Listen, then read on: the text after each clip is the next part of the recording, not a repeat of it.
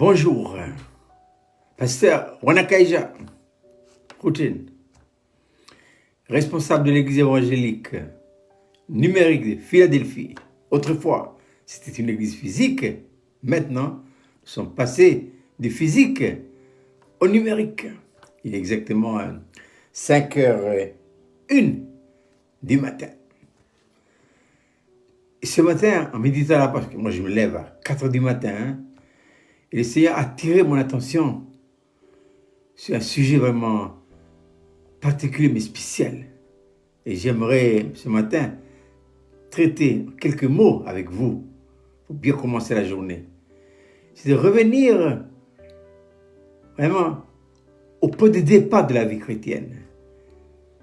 Et c'est important.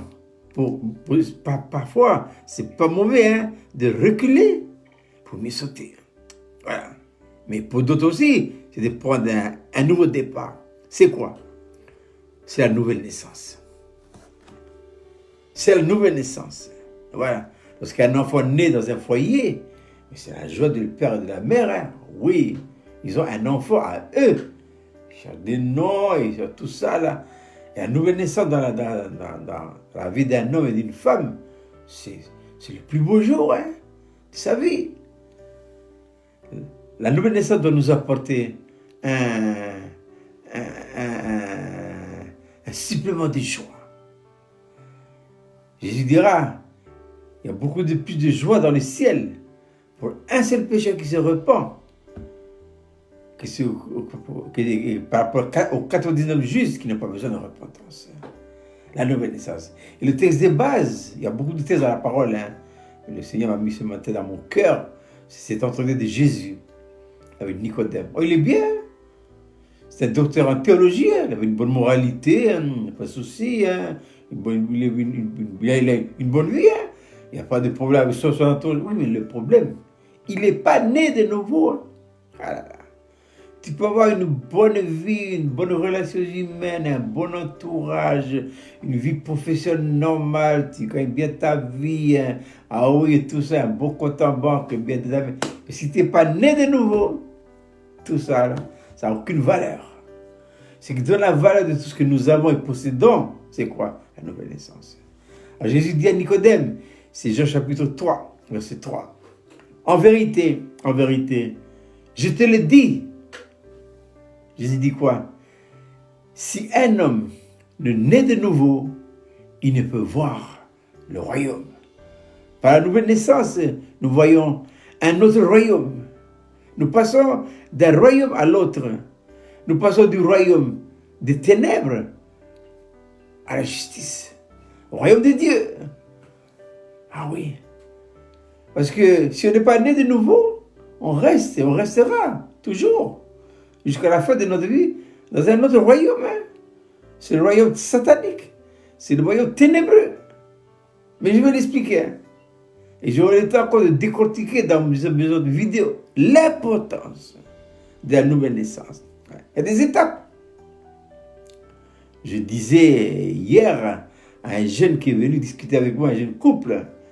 Mais c'est bon la sœur parce qu'il est de nouveau. Mais son copain, il s'aime. C'est bien. Oui, mais ça vaut une vie de couple où il n'y a pas de nouvelle naissance. Ça va toujours créer des tensions. Il faut la nouvelle naissance afin d'avoir une vie de couple normale. Alors, la première étape, et je dis ça c'est important parce que, et c'est à nous responsables, et de bien expliquer aux gens. C'est pas tout de remplir des églises, c'est pas tout de venir aux réunions. Si ces étapes-là ne sont pas parcourues, quelle est la première étape qui conduit à la nouvelle naissance? C'est quoi? Eh bien, étape numéro 1, et ça c'est capital. Il ne faut pas, vous voulez monter au premier étage, on ne prend pas l'ascenseur, on monte l'escalier. Ah ouais. Le premier marche, c'est quoi? C'est la conviction du péché. Ah là là. Pourquoi ça commence par là? Parce qu'il faut rétablir la connexion. Dans le jardin d'Éden, Dieu avait une connexion avec l'homme. Dieu venait visiter l'homme tout le temps. tout le temps. Ils avaient une connexion intime, une intimité profonde avec le Dieu vivant. Mais à cause du péché, l'homme est tombé dans la mort spirituelle. Dieu dit à Adam, je me devant toi deux arbres. L'arbre de vie, qui est l'image de la vie nouvelle, de la nouvelle naissance, et l'arbre de connaissance du bien et du mal. Tu choisis. Dieu respectera toujours notre choix. En dehors de la nouvelle naissance, c'est la vie, c'est la vie qui conduit à la mort. Adam a choisi. Il a choisi quoi? Il a choisi l'arbre de la connaissance du bien et du mal. Et c'est par là que le péché est rentré. Qu'est-ce que le péché? Le péché, c'est cette force satanique et diabolique qui tire l'homme toujours vers le mal. Ah ouais. Dieu a horreur du péché. On peut être des hommes bien, mais pécheurs. Hein? Et ça, Dieu ne regarde pas notre mode de vie, pas de souci. Non, Dieu regarde le fond, lui. Hein? Il veut dégager le péché. Et nous devons être convaincus. Nous devons arriver à amener les hommes et les femmes à cette conviction profonde que je suis pécheur. Ah ouais. Quand David a commis ce péché grave avec Bathsheba, péché d'adultère, Nathan est venu. Il a dit quoi? Il a amené David à une conviction de péché. Et quand David était convaincu, qu'est-ce qu'il a dit? J'ai péché. Il ne faut pas se justifier. Oui, mais ça va, je suis bien comme ça. Non. C'est faux. C'est complètement faux. Il faut une forte conviction du péché. Et pourquoi ça, pasteur? Parce qu'il faut rétablir la connexion. Il faut relever ça. Et c'est parce que la connexion soit faite. Dieu dit à Adam et Ève, le jour où tu mangeras, tu mourras. Ils ont mangé, ils sont morts. Deux types de morts. Il y a la mort physique. Qu'est-ce que la mort physique? La mort physique, c'est je n'ai plus de relation, de communication avec le monde extérieur. Quand quelqu'un meurt physiquement au trou, ça c'est la mort physique. Adam et Ève, ils ont mangé le fruit, hein, mais ils ont vécu plus de 800 ans. 800 ans, ce sont des hommes et un homme et une femme qui marchent, c'est des morts vivants. Que de morts vivants autour de nous. Vous qui m'écoutez ce matin, très tôt, si vous m'écoutez très tôt, Dieu vous a dit réveille-toi, écoute un peu le pasteur. Des morts vivants. J'ai dit au G qui est venu me voir, tu vois, quand tu es venu ce matin avec moi, c'était un fantôme. Tu es venu chez moi ce matin avec tes morts vivants. Que des hommes et des femmes dans la rue, partout où on rencontre. On rencontre que des morts vivants. Ah oui. Adam a péché. Et par le péché d'Adam, il va de génération en génération. Il a ajouté que des morts vivants. Nous avons reçu une vie naturelle qui vient de nos parents. Mais cette vie-là, c'est la vie qui a été condamnée par Dieu. La vie naturelle. C'est le péché dans cette vie-là. Donc nous devons être convaincus de péché. Jésus a dit, quand le Saint-Esprit viendra, il vous convainc. Ce n'est pas moi qui vais vous convaincre de péché, de justice et de déjouer. Non, moi je présente. C'est le rôle du Saint-Esprit. De te montrer à toi qui m'écoute que tu es un homme pécheur. On est tous pécheurs. Même moi qui vous parle, je suis pécheur aussi. Mais par la grâce de Dieu, et par la conviction du péché et de justice et de jugement, je suis né de nouveau. Et je sais que je suis passé d'un royaume à un autre royaume. Jésus dit à Nicodème, si quelqu'un est né de nouveau, il ne peut voir le royaume de Dieu. Un autre royaume où tout est merveilleux. Ah oui, on voit Dieu. Par ma nouvelle naissance à moi, je suis passé du royaume des ténèbres au royaume de Dieu. Si je ne suis pas né de nouveau, je suis dans le royaume des ténèbres. Oh, je peux avoir une fortune. Hein. Je peux avoir une belle vie. Hein. Je peux avoir tout ce qu'il me faut sur la terre. Hein. Une bonne moralité. C'est pas ça la nouvelle naissance. Détrompez-vous. Hein. Je peux avoir une bonne vie dans mon foyer, avec mon entourage. J'ai pas de soucis. C'est pas ça la nouvelle naissance. C'est faux. C'est faux. Il faut passer d'étape en étape. Je dis à Nicodème, si quelqu'un est né de nouveau, il peut voir le royaume. Donc, le point numéro 1 qui ouvre la route, c'est quoi? C'est la conviction du péché. Et pas le péché, le jugement. Le jugement. Dieu attend, il nous attend au village. Hein? Ah ouais. À quoi sert-il de vivre 800 ans comme Adam et Ève, éloignés de Dieu? Plus de connexion. La connexion, vous qui m'écoutez là, peut-être fréquent. Maintenant, je disais aux jeunes hier, tu peux rétablir la connexion maintenant. C'est à toi de rétablir. Et c'est à toi de choisir aussi. C'est ça la nouvelle naissance. C'est le point important. Ça ne sert à rien de remplir les églises et d'écouter le pasteur. Si on n'est pas né de nouveau, ce jeune est venu hier pour tirer des promesses. Il dit, monsieur, ça ne sert à rien les promesses. Si tu n'es pas né de nouveau, Dieu donne des promesses à ses enfants qui passent par la nouvelle naissance. Admettez que vous êtes pécheur.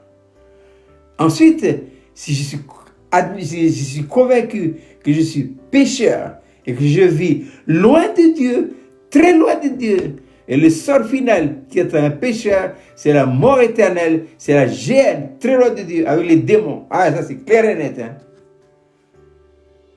Loin de Dieu. Ça c'est la nouvelle naissance, ça c'est la conviction. Après la conviction du péché, il vient quoi? La confession, la repentance. Voilà. La confession, vous n'avez pas besoin d'aller voir le curé ou le prêtre ou le pasteur pour détaler toute votre misère. Non. Non, non, non. Confessez-la qui à Dieu. Reconnaissez devant Dieu, oui Seigneur. Lorsque je confesse mes péchés à Dieu, Dieu va me dire, il y a ça, il faut tout dire. Hein? À qui? À Dieu. Mais dis-lui. Les oreilles de Dieu sont très tendres. Ah oui. Dieu ne nous accuse pas. Au contraire, il nous pardonne. L'homme accuse, mais Dieu pardonne. Mais Dieu ne peut pardonner que un. Je suis convaincu de péché. Hein. Deux, je confesse. Avec la confession vient la repentance. Parce que je reconnais, mais oui Seigneur, on a fait des choses ignobles. On a fait des choses incroyables. Ah oui. Les jours où j'ai commencé à aligner devant Dieu mes péchés, je me dis, ah non Seigneur, c'est pas possible. J'ai fait ça, oui, tu as fait ça. Oui, tu as fait ça aussi. Hein. Mais c'est pas fini. Avec le temps, Dieu va nous ouvrir les yeux. Il faut dire aussi ça. Il faut vider la boîte pour mettre un nouveau contenu. Condition idéale pour voir un nouveau royaume. Avec la confession des péchés, vient quoi? Vient la repentance. Je repens, oui Seigneur. David a dit, je me repens. Oui, j'ai péché. J'ai fait ça. J'ai commis le péché d'adultère. J'ai fait ça, j'ai fait ci. On a fait plein de choses. Voilà. Il faudrait le confesser à qui? À Dieu. Et à Dieu seul. Qui a des oreilles pour entendre et un cœur pour pardonner. Et ensuite, il faut laver ça. Il faut nettoyer ça. Rien au monde ne peut nettoyer notre cœur de toute la saleté que nous avons amenée depuis des années. La nouvelle naissance n'attend pas le nombre d'années. Toi qui m'écoutes ce matin, je ne sais pas dans quel pays, ou dans quelle tribu, ou dans quelle province, tu peux. La nouvelle naissance, c'est quelque chose de secret. Moi et Dieu, nous deux tout seuls dans notre chambre. Dieu voit le cœur. Et après ça, il faut laver. Il faut laver par quoi? Il faut laver par le précieux sang de Jésus. Une seule goutte est suffisante pour nettoyer tout un passé derrière. Et recommencer une nouvelle aventure, une nouvelle vie vers un nouveau royaume. C'est pas une nouvelle naissance, j'ai dit tout à l'heure, il nous a fait passer du royaume des ténèbres à la lumière. Et tout devient nouveau. C'est ça qui fait la beauté de la vie chrétienne. Pourquoi tant d'enfants de Dieu ne sont pas heureux? Pourquoi? Mais c'est mal expliqué. Et quand on a bien compris ça, la vie chrétienne elle est belle. Pourquoi? Parce que après la repentance, c'est le sang de Jésus. Et le sang de Jésus qui par un esprit éternel purifiera votre cœur des œuvres mortes, afin que vous serviez le Dieu vivant. Après ça vient quoi? Vient la conversion. Il faut bien souligner. Conviction, confession, repentance, quatrième étape, conversion. C'est quoi la conversion? Changement de vie. Voilà. C'est ça la conversion, changement de vie. Voilà. La conversion, je suis, c'est important. Parce que vous passez d'un pays à l'autre. Voilà. Moi, je suis mélanésien, vivant en Calédonie. Si je pars en France, Je ne peux pas amener l'argent, le CFP d'ici pour utiliser en France. Non. Il faut convertir le CFP en euros. Et le euro, là, c'est valable en France. Voilà. Ici aussi, j'essaie de bien nous expliquer. Pour convertir. Voilà. Eh bien, c'est ça la conversion.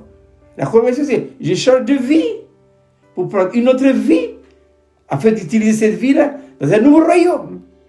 On ne peut pas utiliser le CFP en France. Hein? Non, il faut l'euro. On ne peut pas utiliser la vie naturelle de mes pères dans le royaume de Dieu. Pour vivre dans le royaume de Dieu, il faut utiliser une autre vie. C'est la conversion. C'est quoi? C'est la vie nouvelle. Naître de nouveau, ça veut dire recevoir une nouvelle vie. Vous avez compris, c'est pas difficile. Et de toute façon, si c'est compliqué, j'ai ma carte de visite. Appelez. Je vais bien vous expliquer. J'ai ma carte de visite. Vous pouvez m'appeler. Vous appelez. Ensuite, vous dites votre numéro. Je vous rappelle pour ne pas gaspiller vos unités. J'ai ouvert exprès une ligne où c'est moi qui paye. Pour bien expliquer c'est quoi la parole de Dieu. La parole de Dieu fait de nous des hommes et des femmes heureux. On a bien compris. Vivant dans un autre royaume. Vivant en Calédonie, on va parler ailleurs. Mais un royaume spirituel dans un pays si merveilleux que le caillou que Dieu nous a donné. Voyez-vous, ça c'est important. Avec ça, c'est quoi? Avec la nouvelle vie, sa régénération. Je reçois les gènes de Dieu. Je deviens enfant de Dieu. Jean dira à tous ceux qui l'ont cru, à ceux qui l'ont reçu, il a donné le pouvoir de devenir enfant de Dieu. Aïe, aïe, aïe. J'ai mon père. Mon père, ah oui. Nous avons tout pleinement en Christ. J'ai moi un papa. Abba, père. Et mon père, si vous êtes père de famille, vous prenez soin de votre foyer, de vos chers enfants, vous les chuchotez. Parce que nous sommes nés de nouveau, nous devenons enfants de Dieu, notre Dieu qui est notre Père. Il nous chuchote, il nous aime avec un amour. Ah oui, Jérémie dira, dans Jérémie chapitre 31, verset 3, de loin, l'Éternel se montre à moi. Je t'ai aimé de l'amour éternel, dit maman. C'est pourquoi je te conserve ma bonté. Je continue les étapes. Ensuite, c'est la réception du quoi? Du don du Saint-Esprit. Ah, mais c'est merveilleux ça. Je reçois le Saint-Esprit. Le don de Dieu. J'ai envie de pleurer quand je vous dis ça. Parce que, et nous les enfants de Dieu, on a ça. Nous avons le don de Dieu. Le Saint-Esprit, c'est Dieu lui-même en vous et en moi. Voilà. Pour dire à l'église de Corinthe, ne savez-vous pas que vous êtes le temple de Dieu et l'Esprit de Dieu est en vous? Ils ne savent pas. Et pourquoi? Mais c'est mal expliqué. Et ça, c'est le travail, le rôle des serviteurs de Dieu. Pour bien expliquer le cheminement qui conduit à la nouvelle naissance. C'est la réception du don. Le Saint-Esprit est en vous. C'est lui qui amène les gènes. Les gènes de Dieu en Jésus-Christ. Et enfin, je suis né de nouveau. Voilà. Donc, il y a en tout 1, 2, 3, 4, 7. Cette étape. 1, conviction du péché. 2, confession de repentance.